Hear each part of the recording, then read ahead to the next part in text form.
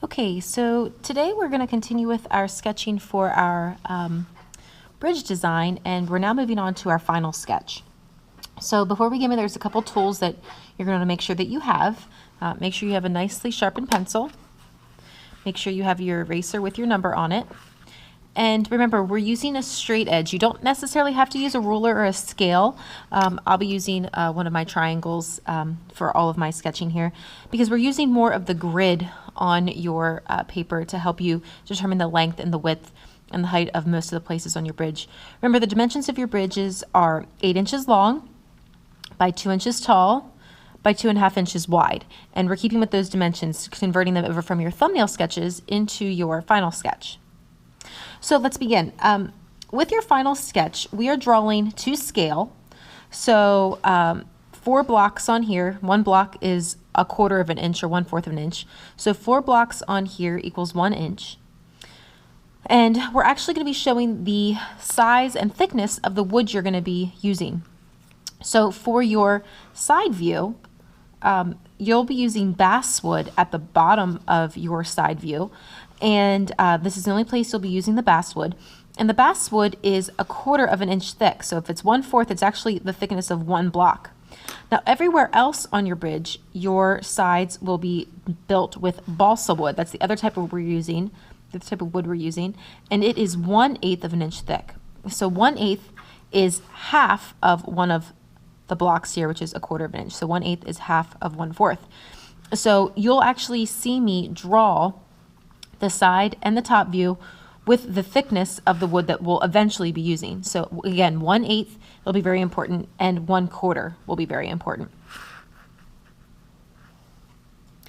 Okay, so you're going to begin the same way you did your thumbnail sketches with our side view.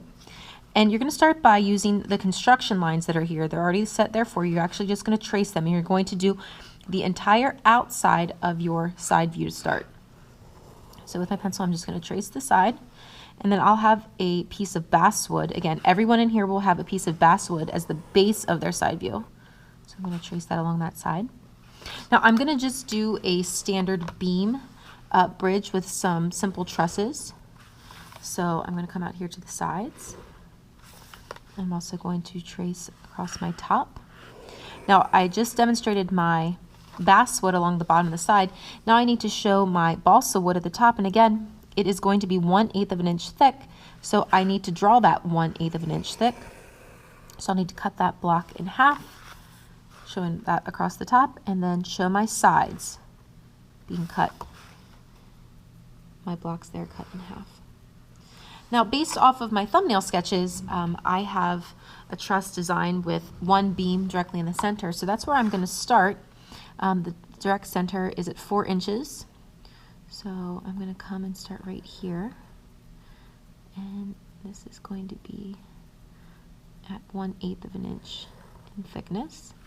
And then if it was on your thumbnail sketches 1 block in, if you're, let's say, design, you had a truss 1 block in, it would be 4 blocks in on here, because again, this is 4 times as big as your thumbnail sketches. So if you have 1 block on your thumbnail sketch, on here you would count 4 grid blocks.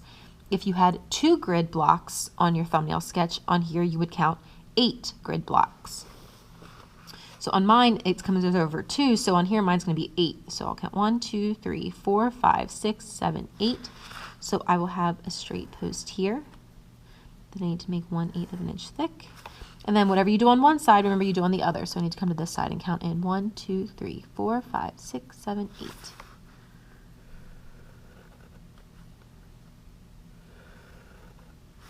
Okay, now to make mine stronger, remember triangles are stronger than squares like we talked about. So I'm going to make my truss have some triangles. And where these are meeting up, they are creating miter joints. So I need to make sure that I'm showing these miter joints being created where those 2 pieces of wood will eventually come together. And I'm using my triangle to make sure that they get lined up properly. And if you make a mistake, remember we're doing this in pencil, so you can always go back and erase it. So I want to show exactly where my lines are going to be for my truss on my side view. And remember, we talked about your designs, and hopefully you've decided on your design by this point with your thumbnail sketches. Okay, so to now work on your top view. So your top view will show up just as all 1/8 inch pieces, because eventually this 1/4 of an inch piece on your side view will get turned upright as your side comes upwards when we're looking down from the top view. So it actually is just 1/8 of an inch in thickness when we put it upright. So again, same as we did on this one, we did the outside to start. We're going to do the same thing on our top view and trace the outside. So I'm going to start the whole way around, and then remember, we have to leave space in the center. You can see the little hash mark that's left in the center there for you. That is for our testing apparatus. So that is why that's left in that spot for you. Remember, no pieces of wood can be over that area. Okay. So I'm going to add, for my bottom view, I'm going to have some pieces that will come the entire way across. They're actually going to laminate on top of each other. So they'll be on top of one another, that are going to come the whole way across both of my sides, and they're going to lay on top. They're going to actually lay right on top. So I'm going to erase this little spot right here, because eventually what this is showing is that this piece of wood will actually be laying over top of the other two pieces that are going horizontally. These are vertically going. So I wanted to show that. And then I'm going to have another piece, let's say from this one, 1, 2, 3, 4, another inch over.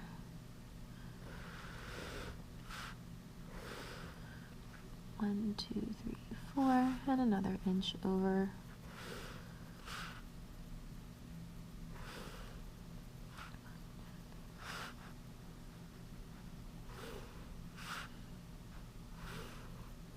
And then again, I'm going back over and I'm just erasing that tiny little line to show that those pieces are actually going to be going the entire way over. And I would need to do that on both sides. So 1, 2, 3, 4. And it's got to be, as we've talked about, symmetrical. Whatever you do on one side of the bridge, you truly should do on the other side. That way everything lines up properly. And it's sturdier that way. I've never seen a bridge that has two completely different designs on two different sides.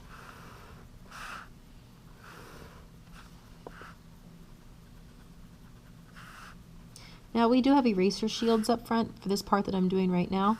If you want to use an eraser shield, we've talked about them as one of the tools that you can use.